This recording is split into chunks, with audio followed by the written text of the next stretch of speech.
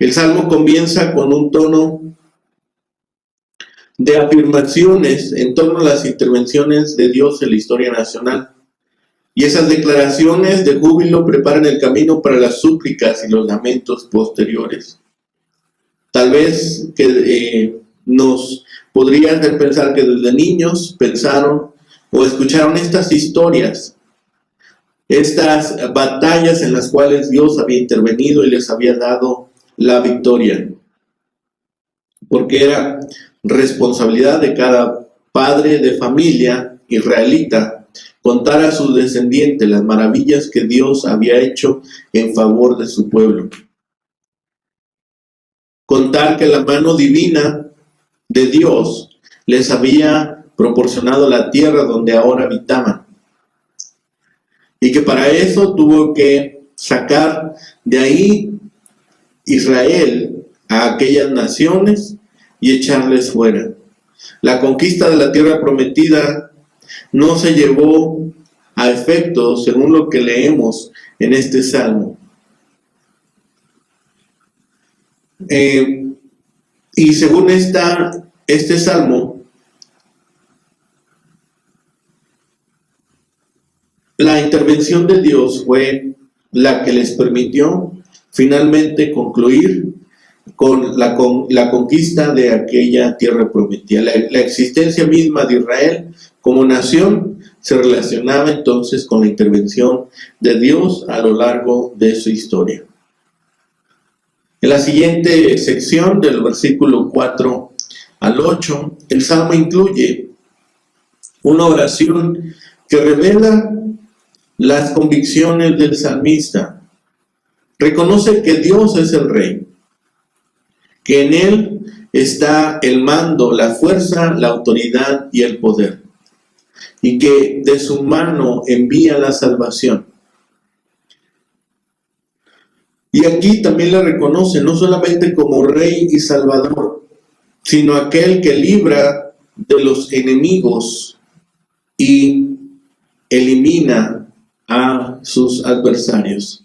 La seguridad del triunfo, como hemos hablado anteriormente, para Israel no se basaba en los arcos, no se basaba en los caballos. Se basaba en que su fe estaba en el Señor y que Él los guardaría y los protegería de sus enemigos y que los avergonzaría a aquellos que se burlaban. De acuerdo con el salmista, las victorias militares del pueblo dependen directamente de las intervenciones salvadoras de Dios. En la segunda parte del versículo 9 al versículo 22, el tono del salmo cambia. Y de este espíritu inicial de triunfo, confianza, seguridad y celebración, el poema se mueve ahora a una súplica intensa y grave. Hay un lamento hondo y profundo. Ya no se aluden a las victorias, ni se hace referencia a los triunfos militares. En esta parte, ahora se manifiesta la cruda realidad de la derrota y el sufrimiento, porque el Señor ha desechado o rechazado a su pueblo y ha permitido que le avergüencen, pues ya no sale a los campos de batalla con ellos. La descripción de la derrota es intensa, es muy a flor de piel. Algunos soldados retrocedieron desmoralizados o fueron apresados y saqueados, y otros combatientes fueron asesinados o llevados al exilio como botín de guerra. El salmista nos explica que el Señor vendió a su pueblo de una forma gratuita. Destaca la idea de los enemigos y evoca la idea de la esclavitud y el cautiverio. Y esta derrota se explica aún con otras calamidades. El pueblo que anteriormente cantaba por sus triunfos, ahora es objeto de afrenta, escarnio y burla de sus vecinos. Las naciones mueven su cabeza en forma de mofa y rechazo.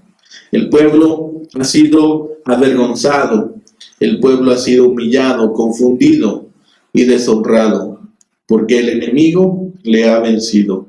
La oración que hace el salmista dentro de este dolor trata de identificar ahora el origen de la calamidad. Aunque ha llegado el tiempo de derrota, el pueblo no se ha olvidado del Señor ni del favor de sus pactos. Y en medio de sus adversidades, el pueblo no ha vuelto su corazón atrás ni se ha apartado del camino. No entiende el poeta por qué aún el Señor les arrojó al lugar de chacales, a este lugar de ruina, de destrucción y devastación, y permitió que las sombras de muerte le cubrieran con crisis mayores. Hay cierto reproche por parte del salmista en el versículo 20 y 22 dice, 20 al 22 dice, si nos hubiéramos olvidado del nombre de nuestro Dios o alzado nuestras manos a Dios ajeno, ¿no demandaría Dios esto? Porque Él conoce los secretos del corazón. Pero por causa de ti nos matan cada día. Somos contados como ovejas para el matadero. ¿Sí? El poeta ahora identifica que el pueblo no ha vuelto su rostro apartándose de Dios. No han entrado en idolatría. No han ido en pos de un Dios ajeno.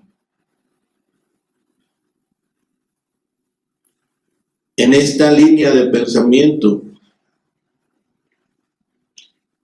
descubre o trata de descubrir que las calamidades y derrotas las ha permitido Dios. Que Dios ha permitido que les maten como ovejas que van al matadero.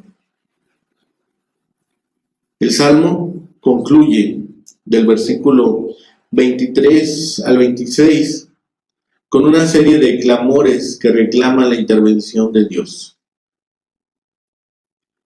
Clama a Dios y dice, despiértate, levántate, ayúdenos, redímenos. El salmista espera que ahora Dios manifieste su misericordia. Él sabe que Dios no permanece dormido ante el dolor del pueblo.